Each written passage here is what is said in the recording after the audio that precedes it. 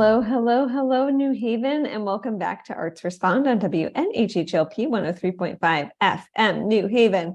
I am so excited to be here today. I'm your host, Lucy Gellman, by the way, if you haven't listened to this show before. I'm so excited to be here today with Joe or Joey or Joseph. You probably know him by many names, Rodriguez and Tiana Ocasio of Puerto Ricans United, talking about the 2023 Puerto Rican Festival of New Haven, which is happening next Saturday on the 12th, August 12th, on the New Haven Green, the historic New Haven Green, starting at 1 p.m. And it goes for 8 hours, y'all. So if you can't get your butt down to the green for like part of that, I don't know what's going on. And we'll talk about that. But I'm so excited because I think that of everything Puerto Ricans United PRU does during the year, including a beautiful, beautiful gala that y'all just had last week, this is, I would say, the banner event. Is that fair? Absolutely. Yeah. This is our signature event, and our year-round activities lead up to this significant event that occurs on the green on August 12th. So let's hop right in and talk about how the festival, I want to talk about how the festival came to be, because it is not, contrary to what some folks maybe believe or have heard, it is not the first of its kind. It did have precedence in the community, and I think it's really important to lift that up and recognize the people on whose shoulders that PRU is standing. But also it has grown and evolved in just like really beautiful, exciting ways, despite the fact that there was a global pandemic, right? Yeah. So let's talk about that. Let's get into it. Take me back to the seeds of the festival and how it's grown. Yeah, absolutely. So, and I'm glad you mentioned that, because PRU, we're a firm believer of giving respect where respect is due. And as you said, we stand on the shoulders of others. And in the last several years, we've honored a lot of those pioneers through our gala because of their work. Next year, believe it or not, the state of Connecticut will celebrate 60 years since the first Puerto Rican parade in Connecticut. Not New Haven, but in Connecticut. But New Haven had a rich part in history of that statewide parade, because at one point we did have a Connecticut statewide parade. And next year we're celebrating 60 years of that first parade in Hartford. Here in New Haven, for the last 30 years or so, if not longer, the parade, the pageant, the festival has had a deep history. People like Marta Rosa, Fannie Taylor, Nelson Cruz, all played a significant part in the old Puerto Rican Day Parade of New Haven, which again has roots dating back from the 80s, early 90s, if not longer. So we do stand on the shoulders of others, and it was in 2015 that I at a cookout. I was at a cookout with Jonathan Rivera, who's a board member, and Edwin Martinez, another board member. We were at a cookout, and Jonathan said, "Wouldn't it be crazy if we relaunch a festival?" And it happened over burgers. It literally was, we were eating burgers and kind of reminiscing, because it was summer. So we were reminiscing about, previous summers in New Haven, and the parade, the festival, the Louisa Longworth, which had a deep history in New Haven. And we were reminiscing, and then we had that crazy idea. And he was like, "Well, Joe, you are highly involved with the statewide Puerto Rican community. So what do you think?" And then fast forward 4 months after that conversation, I put out a call on social media and said, "If you will join us in this cause, we're happy to lead it." And Tiana, Migali, Eddie, Edwin, Frank, many of the members that are currently with us today answered that call back in 2015 and said, "All right, let's do it collectively." And here we are today, right? I'll yield to Tiana, who can talk about the progression over time, because she's been here since day one too. But Yes. That's sort of how it was created. There was a 10-year hiatus since we relaunched it. And we're here now. Yeah, for me, I remember that phone call from Joey when I think he was at the barbecue when he called me and he was like, "We're gonna do this. We're gonna have a meeting next week." I was like, "Let's do it." We're all leaders here in New Haven. We're all from New Haven, and people just kind of kept asking. We all kept on getting these same asks. When are we gonna do Puerto Rican parade in New Haven again? And even though we're not to that level where we can have a parade, the festival I think gives so much more. I love seeing the children's faces and the grandparents that come out, seeing the multi-generational growth definitely makes me happy. COVID did put a huge hamper in that. People didn't want to bring their parents around and stuff like that to try to keep them safe, even though we tried to still try to celebrate in some way the second year. I think it's really heartwarming for us because most of us are friends from before we started PRU. So to do this with friends, I think makes it even more rewarding.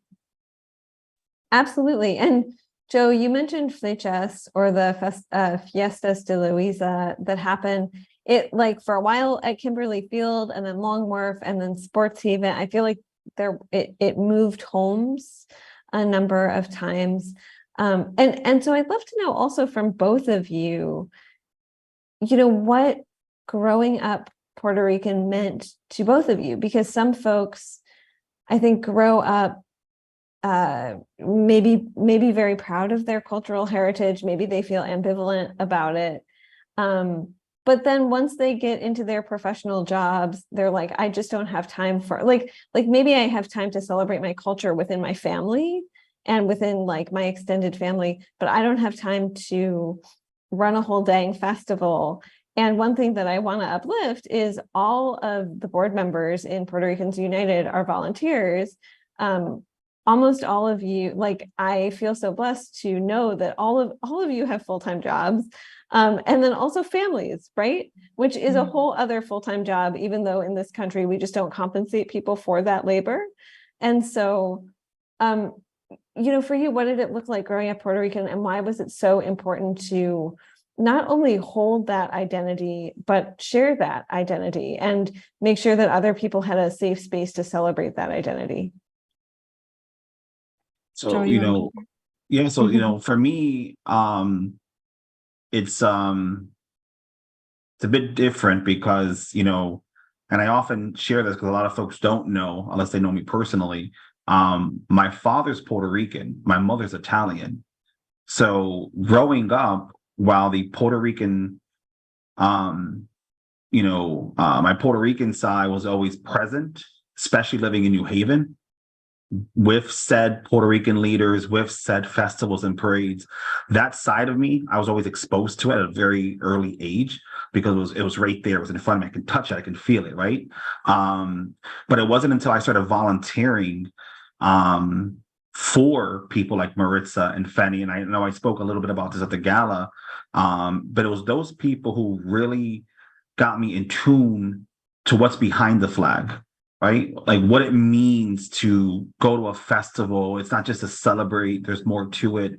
And it was people like Fanny and Maritza Rosa and Gladys from Hartford and others, Kevin Diaz, who I remember at an early age, I always saw Kevin doing Bomba y Plena growing up, or in high school. So it was those individuals who made me identify, explore, and really find and learn more about that Puerto Rican culture. And again, I said it at the gala, if it wasn't for those individuals, I probably wouldn't be as connected or in tune to the culture as I am today. And again, that's how I was exposed to it because they were there. So I was volunteering at 16 years old at the Luisa Festival in Flechas.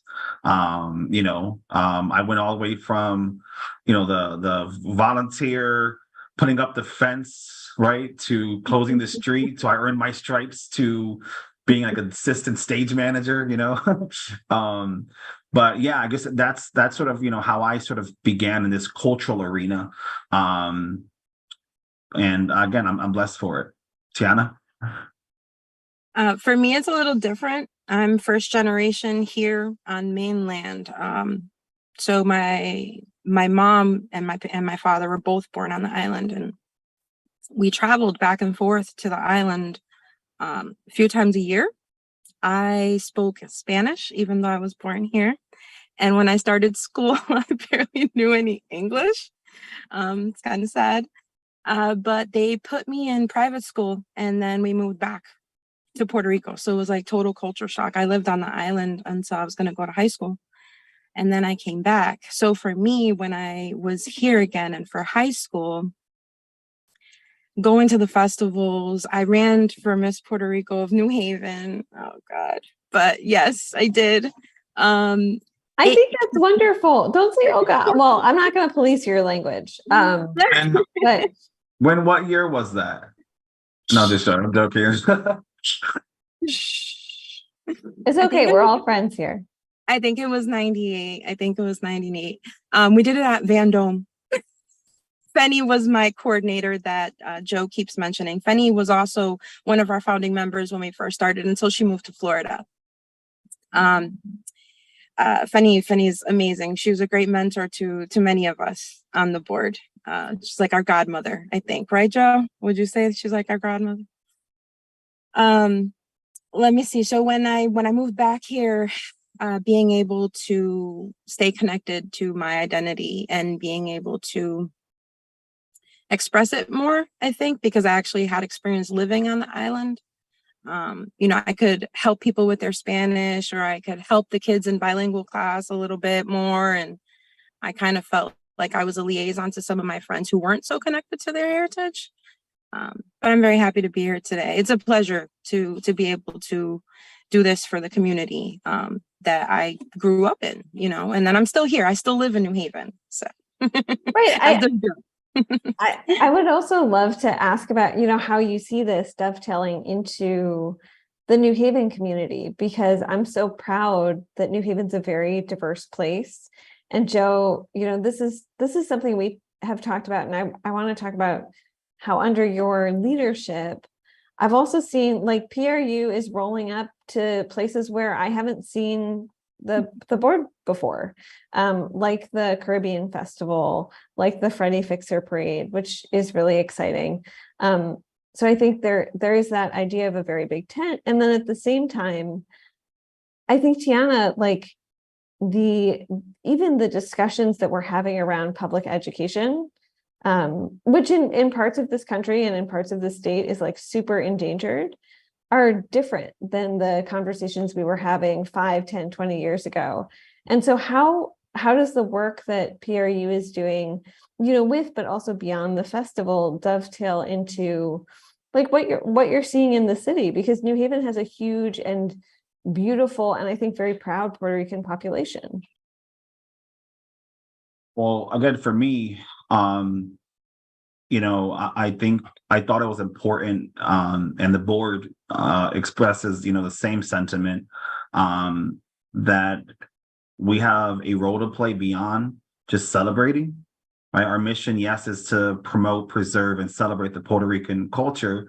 But the second part of that mission statement is while actively engaging in community service. So looking at it from that full mission statement, we have some work to do. And, if we're real with one another, we know there's some political differences in the city, some political divides, depending on perhaps who you support or don't support, or maybe where you live. So it was important for us to look beyond the politics as members of the community. And I don't care where you are, music, art, and culture is universal. So we felt that there was space there to grow, right? How can we use that space of art, culture? New Haven's such an art city, so much happening. So how can we use that space to form bridges that perhaps were always there, but maybe not walked on? And we found that space through Puerto Ricans United. And I said this not too long ago, when we saw that the Freddie Fixer was relaunched and, they were coming back strong after the pandemic, it was no questions asked. We were going to be there. We said, let's do it. A lot of our young ladies who competed in the pageant consider themselves Afro-Boricua. And beyond that, we're one community. So we quickly said, let's do it. Sienna knows she was there. We were, well received. I think at one point people were dancing to our music and they loved it. And people were screaming, "We'll be at yours too." And I heard people screaming, "When's your festival?" So they loved it. So, and then that spilled into the Caribbean Fest. And it was nothing but love from the organizers of the Caribbean Fest when they said, "Listen, not only do we want you there, we want you to be on stage, promote, work with us."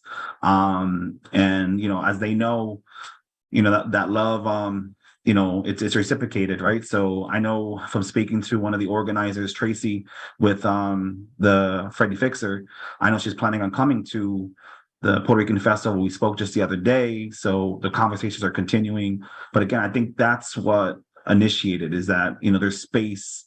This art space it's so universal. People love music and art. So that's what we saw, that opportunity, and we took it.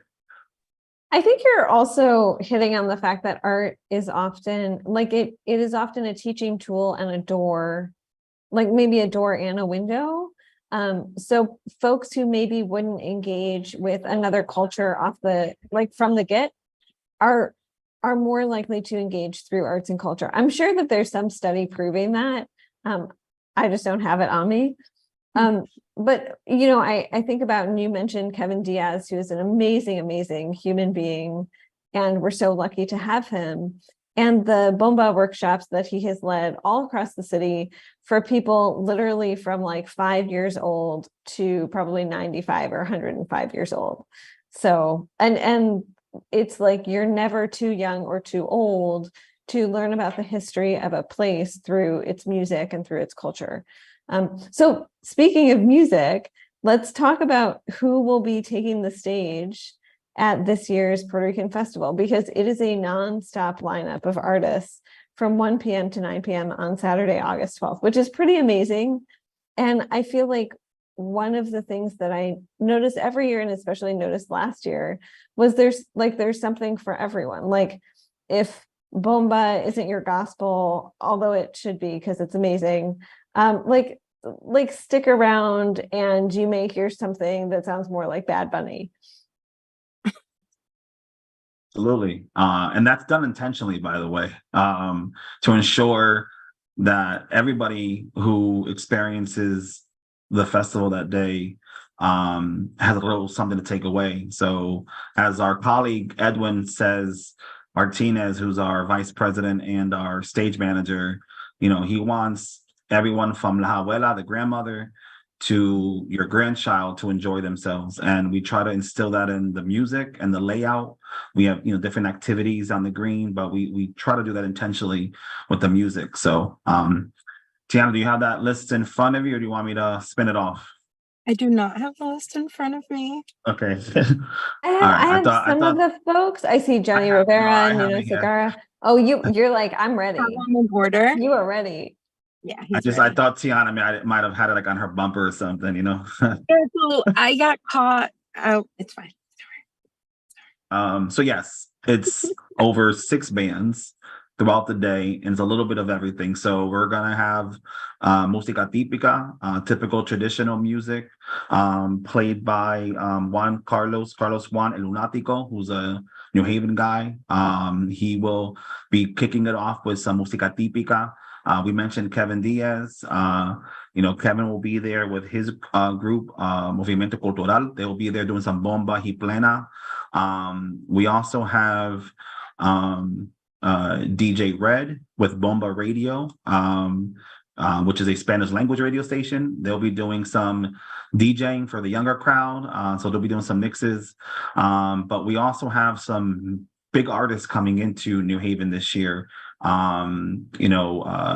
George Lamont, who, for the freestyle lovers, I know freestyle is a sort of a New York thing, but freestyle is very big within the New Yorican or mainland Puerto Rican community.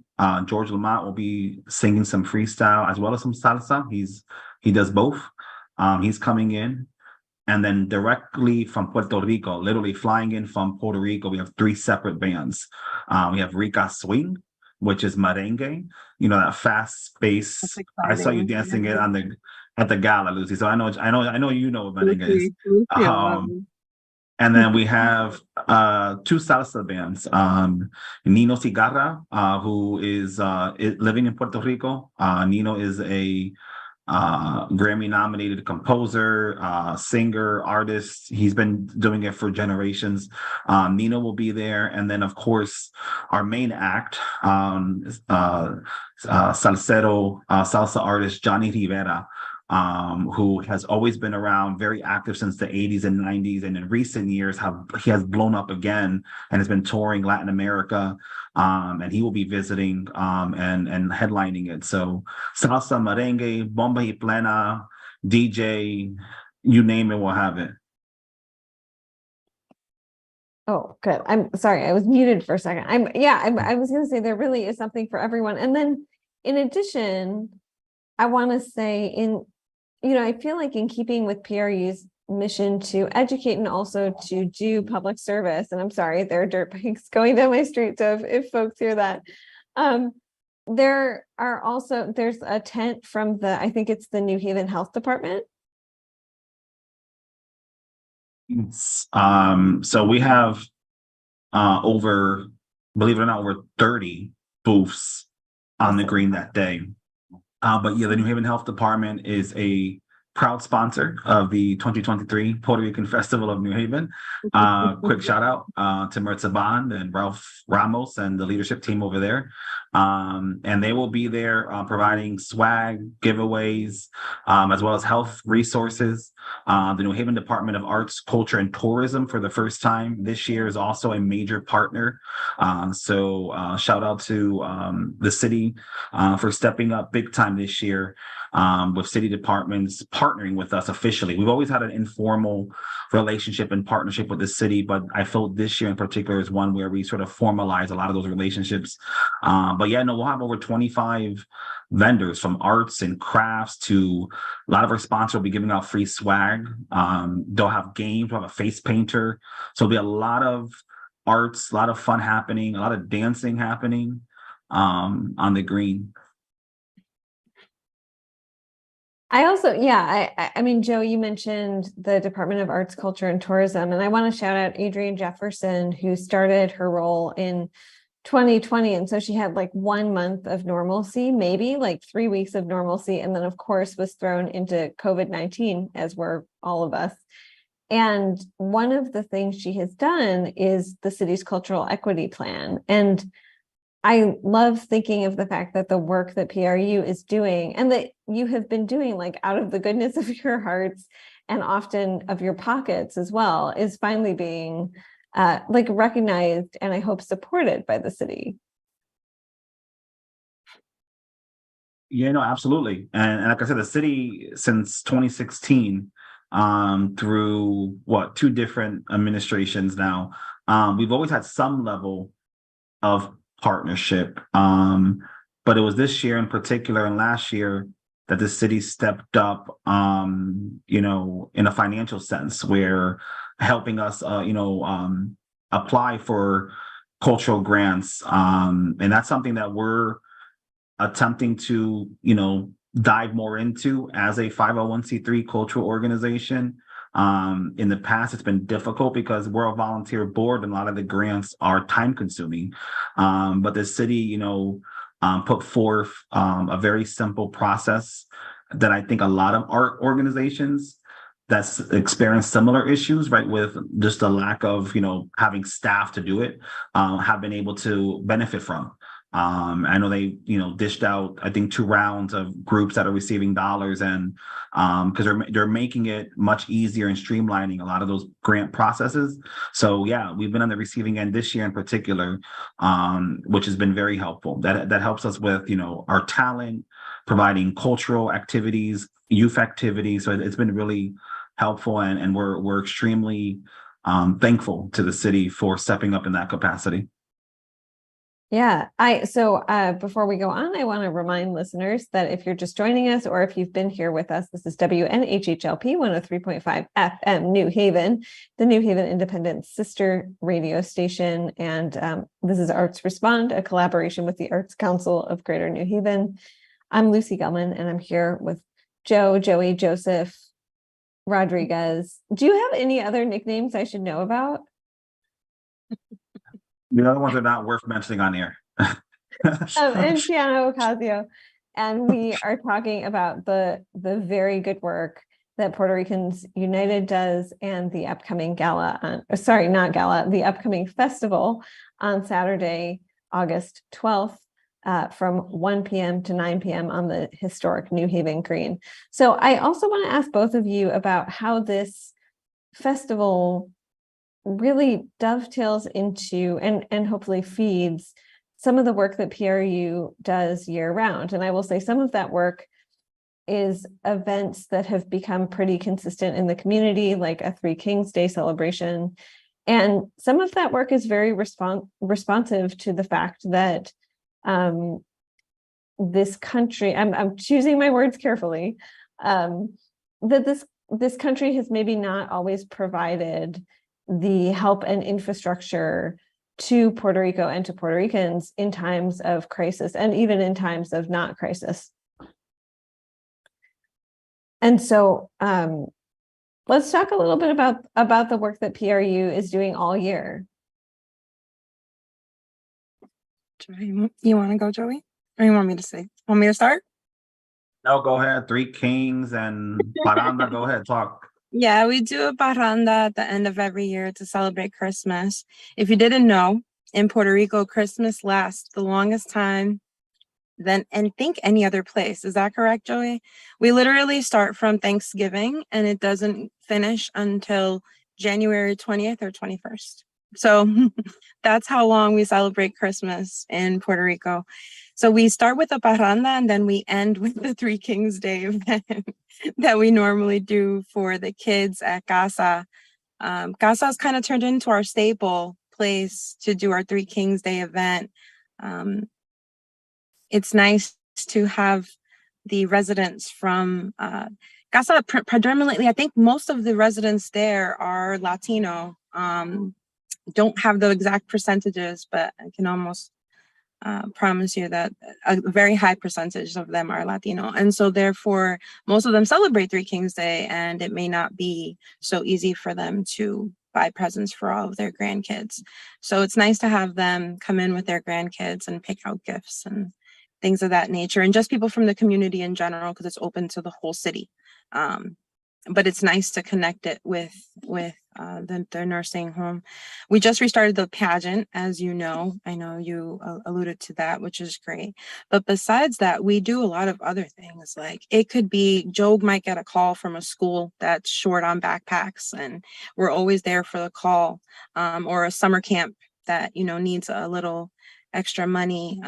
We're always willing to help anywhere that we can. The gala that you were just at, of course, is one of our favorites, but a lot of people love our social events. Prior to COVID, we were doing them more on a regular basis. We did one so far this year, but hopefully maybe next year we'll be able to get more into doing just regular social events for the community, which is fun too. And I will also say PRU certainly in recent years has really stepped up as a partner with other groups.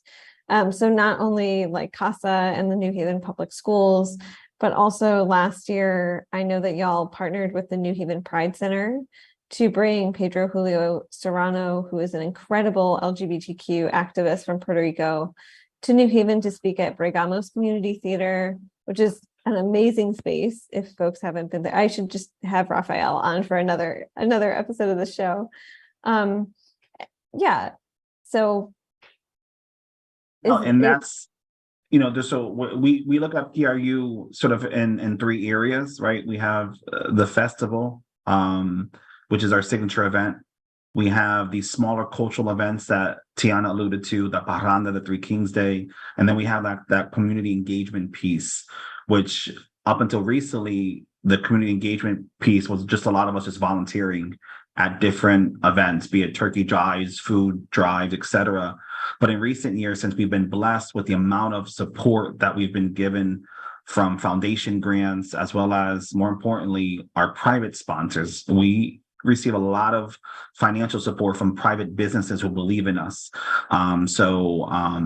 We've been able to do a lot more charitable donations in recent years because of that support. You mentioned, the Pride Center. That was a win-win. It's someone who is respected in that community and someone who's doing great work. It was a conversation that we as Latinos need to be having. When Juan Carlos reached out, we said, yeah, let's do it. But we also reached out to, we talked about Bomba y Plena earlier. We reached out to Kika Matos, and her team, Proyecto Cimarron. We did something with them back in March, around Afro-Boricua culture and the commemoration of the abolition of slavery in Puerto Rico. We had over 500 students at Fairhaven Middle School that joined us for a lecture slash dance, sort of event. So we worked with them. When Junta put together their Turtle Village summer camp last year and was looking at exploring how to get money, we quickly stepped up and donated financially to them. Art Day Inc., through the leadership of Dave Greco and Danny Diaz, they've been doing amazing work through Art Day for many years. We partnered with them in the past financially to support some of their Hispanic Heritage Month. Like I said, listen, Puerto Ricans United, we don't own the Puerto Rican culture. We're sort of a conduit, right? We just help spread the love and promote it. But there are organizations in New Haven that have been doing this work in one way, shape, or form for years. I mentioned Junta, I mentioned Danny Diaz with Arte, Bregamos, So we're just trying to fill the void. If there's a void, we're going to try to fill it. Or if we could enhance something that one of our Latino-based agencies are doing, we're going to help enhance it. And that's what we've been doing. And as you saw at the gala, Lucy, it was on full display because all our community partners showed up that night, which made it very special that evening. And I also want to say, you said something that sort of resonated with me, which is, PRU feels no ownership over like New Haven's, like you have never said to me, we are speaking for the Puerto Rican body of New Haven or the Puerto Ricans of New Haven. And one thing I think is really beautiful is between your board members, you probably have like a dozen different opinions about what you'd like the future of Puerto Rico to look like, and the future of the Puerto Rican community in New Haven to look like. And that is something that I will say also comes out at the festival. A lot of folks roll in with the black and white version of the Puerto Rican flag, which represents Puerto Rican independence from the United States. And then other folks maybe don't feel that way. And so it's, I think even at the festival, there are a lot of like really interesting conversations between folks and crosstalk that takes place both on and off stage. But I am wondering, what do you hope to see for the future of New Haven's Puerto Rican community and then specifically for PRU and the future of the festival? Because if last year was any indication, if the gala, which was sold out, was any indication, if the upcoming festival is any indication, it's going to be around and thriving for a very long time. You pray that's the case. And, a lot of the steps that we're taking as a volunteer organization is to ensure that long-term success, right? So, we're ensuring that, all our applications and sponsor lists and budgets, like, we're trying to do it in a way where if Joe and Tiana leave tomorrow, someone could actually access a shared drive and run with it. I think the issues that we've seen in previous years was because, the prior generations who were at the helm of those organizations didn't help bridge that leadership gap. So when they left, we didn't understand or how to take over a festival or a cultural organization. So we're learning from a lot of that and making sure that, when we leave, that there's a booklet, quote unquote, right, that we can say, all right, this is what you need to do to keep it going. And that's what we hope for. We hope that we continue to promote and preserve and celebrate our history. It's an ever-changing history, right? Every year there's something different, something new to learn. We're always constantly learning, but in learning new things, we also have to respect and remember the past. And we try to bridge those two in everything that we do, from the gala and who we honor and who we acknowledge, to the festival by bringing new and older artists, from our work with GASA and in creating 2 years ago, we volunteered to help them do an intergenerational summer program where kids were actually making cultural masks with seniors, so again, and that's actually CASA. I mentioned partners earlier. CASA is a tremendous partner. Hispanic Firefighters of New Haven. They've been running the Three Kings Day celebrations in New Haven much longer than all of us.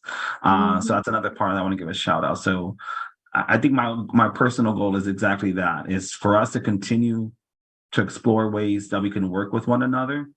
All too often in our society, we focus on the differences that divide us, and since I've got this cultural bug that bit me a few years ago, I'm much more concerned or focusing on what unites us, what our similarities are, and how we can continue to work with one another. Tiana? I don't think Joey could have said it any better. I know you alluded to the differences in a lot of the board members and the people who come to the festival. And I think that that's also so beautiful, is that we're able to have that space. So I don't feel ostracized. Tell Lisa the story about the flag last year, the different variations. We have people reaching out to us upset because the different variations of flags, that we display. Well, you also rose a flag on the green last year as well. And I remember even someone at that, because there was a press conference, the mayor was there, a lot of folks spoke. And someone got in a heated, I'm sure. I mean, I'm sure that, but I do think it's beautiful. And Tiana, I brought that up because I love that there is that space for discussion. Absolutely. And it never ends in anyone being like, well, I'm going to go fight you in the parking lot. It ends in people being like, oh, wow, I've had these realizations and I've come to a space of more mutual trust and understanding. Yes. And some people just don't know. So once I start to explain to them, the light blue flag is the original flag before it became then, light bulbs start to go off, but people get very upset. However, on the actual City Hall building is always another beautiful flag hung. So we have two in New Haven, and the one that they hang on the building is the dark blue flag. The one that we normally raise on the green is my flag. So that's why I get a lot of hate mail myself. No, I'm just kidding. That flag is the light blue flag that we normally raise on the green. It goes back to the united aspect of Puerto Ricans United. We represent everyone's opinion. I don't care what your stance is when it comes to the political status of Puerto Rico, if you're for statehood independence, Commonwealth, or if you don't even have a stake in the argument. So we want to just be sure that we're representing everyone's. And the reality is there are a good chunk of Puerto Ricans that prefer the navy blue, or there's a chunk that prefer the light blue, or with today's younger generation that have been fighting corruption in Puerto Rico and independence, there's a movement for the black and white. So our thing is, you display what makes you happy, you display what you stand for. At the end of the day, we're keeping Puerto Rico front and center.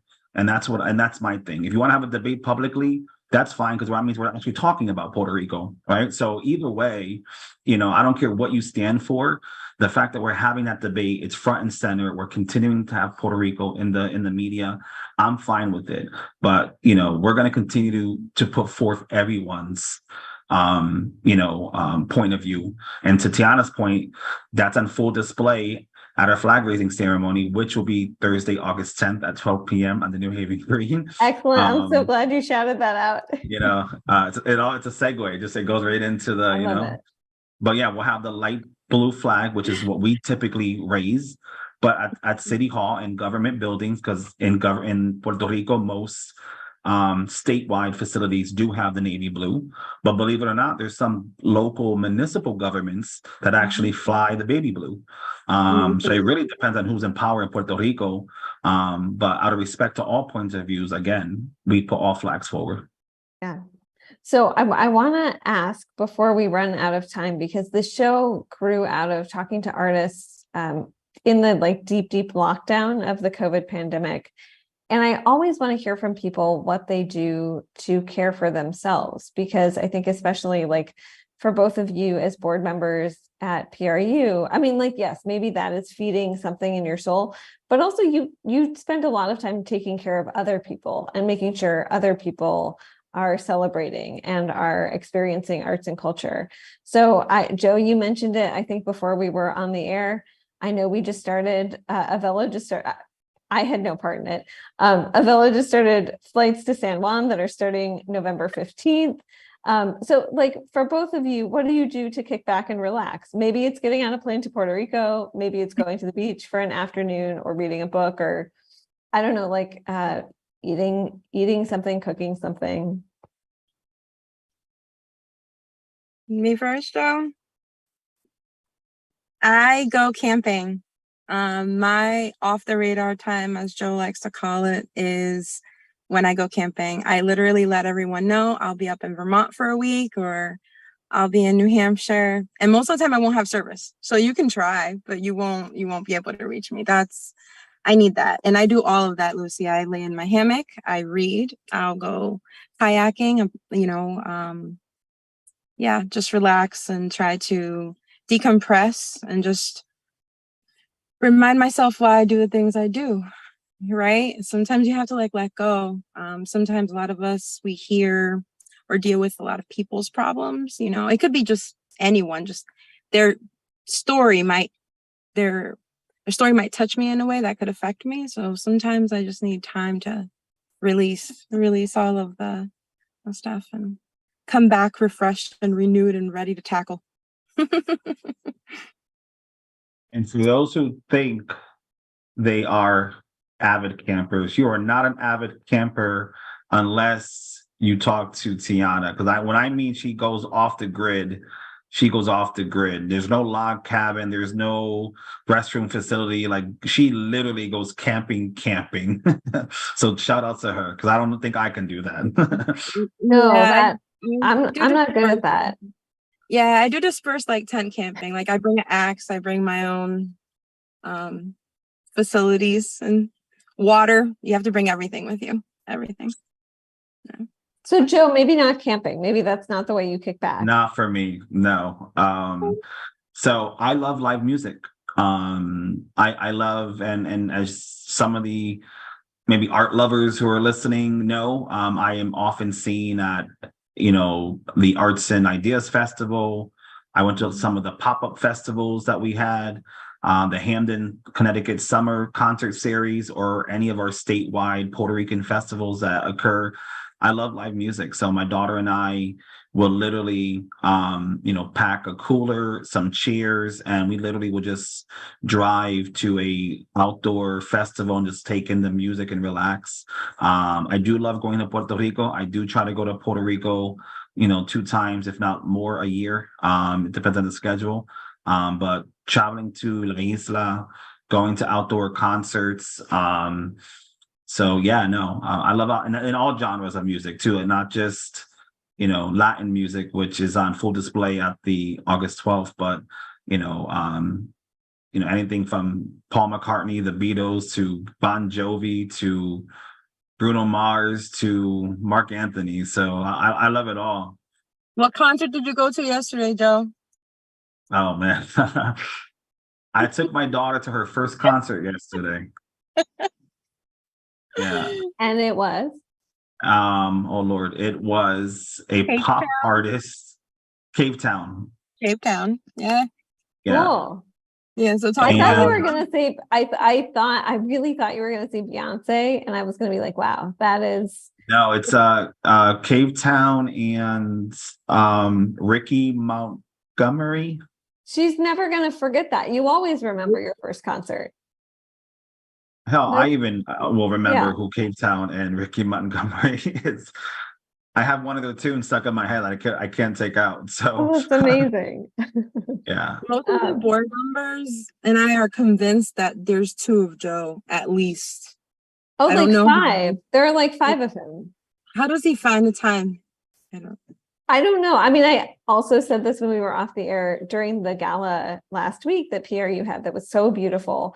A colleague turned to me when Joe was speaking and said, "Does he sleep?" And I was like, I don't know. Yes. I'm not sure. I, Yeah. Again, I've been blessed. I've been blessed over my career. I have an amazing, job during the day with a boss who believes in me and what we're doing within the community, which indirectly all aligns. But I also, we've been getting so much support from the broader community, and the least we can do if folks are taking the time to enjoy our events and come to the festival, come to our galas, come to our cultural events, the least I can do is reciprocate that and show love, which is why, I went to the Dick Swell pop up, which is why I went to the Fairhaven pop up. I would, because they're coming to our events, showing us love. So I have to show them love. And again, keep that bridge open, right? Yes. I agree with all of those things. And also I'm wishing both of you like rest and sleep. Yes. Because that's important too. After the You gotta 12th, though. After the 12th. after the 12, you gotta hit your Z's. So I want to say before we're off the air, this has been Arts Respond on WNHHLP 103.5 FM New Haven. I have been very lucky today to be joined by Joe Rodriguez and Tiana Ocasio of Puerto Ricans United, or PRU. And we have been talking about a lot of things, the work that PRU does in the community, but especially the 2023 Puerto Rican Festival of New Haven, which is taking place Saturday, August 12th from 1 p.m. to 9 p.m. on the historic New Haven Green. If you want a little taste before that, the flag raising is Thursday, I'm trying to do reporter math, 10th. At, you said 12 or 12:30? Noon, PM, right, Joe? we'll be raising Noon. the flag. Boom. Yeah. On the green, big flagpole on the green. You can't miss it. So come by, certainly like swing by to that or admire the beautiful flag as it flaps over the New Haven Green. But please come to the festival on August 12th. It's such a good time. I think I've come like 4 or 5 years in a row, and it really is one of the best events of the year. I'm sure some people listening just got mad at me for saying that. No, it's true. It's true. It's joyful. It's beautiful. There are folks who come back to dance every year, which is one of my favorite things in the world. There's a guy who brings his maracas, and it's the same maracas every year, and he stands in front of the stage and he dances for 8 hours. I don't think he even takes a bathroom break. So yeah, come to the festival. It's an amazing time. There's good food. There's really good music. You can also probably get your health checked out, which is really wonderful, and get some free swag always. It's a great time. Tiana and Joe, thank you so much for joining me here on WNHH. Have a beautiful weekend. And Joe, I know you said you're not going to sleep until after the 12th, but please sleep a little. It will make my heart feel better. Thank you. Appreciate you. Thank you, guys. Y'all. Bye.